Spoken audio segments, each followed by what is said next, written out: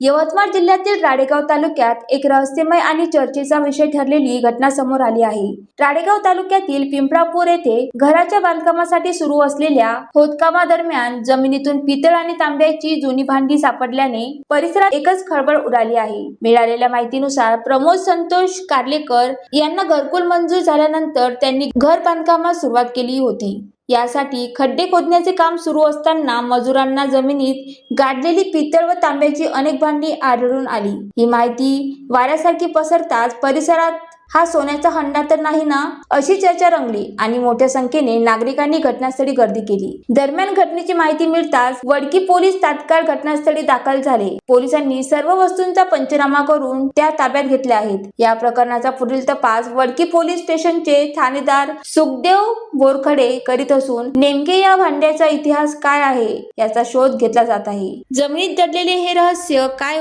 उलगडणार याकडे आता सर्वांचे लक्ष लागले आहे। ज्वालादीप न्यूज साठी नरेश राऊत, यवतमाळ।